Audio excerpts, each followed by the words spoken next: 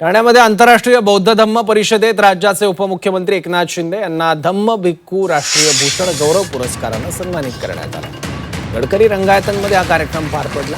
यावेळी बोलताना एकनाथ शिंदेंनी जगाला युद्ध नव्हे तर बुद्ध हवा म्हणत विचार मांडले। यावेळी त्यांनी कर्मकांडाच्या जाळ्यात न अडकण्याचं आवाहन देखील उपस्थितांना केलं।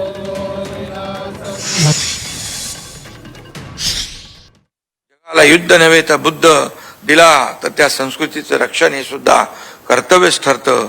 आणि म्हणून तथागतांनी म्हटलं होतं, अत दीपो भव, स्वतःचा प्रकाश स्वतः व्हा।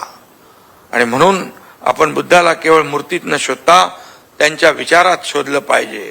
कर्मकांडाच्या जाळ्यात अडकण्यापेक्षा आचरणामध्ये शुद्धता आणणं हाच खरा धर्म आहे, धम्म। साहेबांनी आपल्याला केवळ संविधान दिलं नाही तर या मातीला बुद्धांचा धम्म पुन्हा मिळवून दिला। आणि बाबासाहेबांमुळेच माझ्यासारखा एक सर्वसामान्य कार्यकर्ता या राज्याचा मुख्यमंत्री होऊ शकला।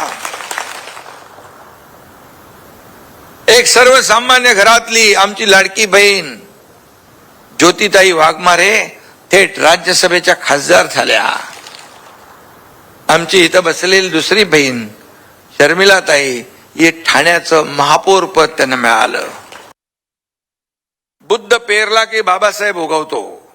बुद्धाने पेरलेलं बीज दलितांच्या हृदयात रुजलं, शोषितांच्या रक्तात मिसळलं, अस्पृश्यांच्या अश्रूमध्ये भिजलं। बुद्धाने दिलेला धम्म बाबासाहेबांनी जगवला। बुद्धाने दिलेला प्रकाश बाबासाहेबांनी पसरवला। आणि ज्या धम्माने जगाला शांतता दिली त्याच धम्माने बाबासाहेबांनी दलितांना मुक्ती दिली। आणि म्हणून त्यामुळेच कवी म्हणतो, बुद्ध पेरला की बाबासाहेब उगवतो।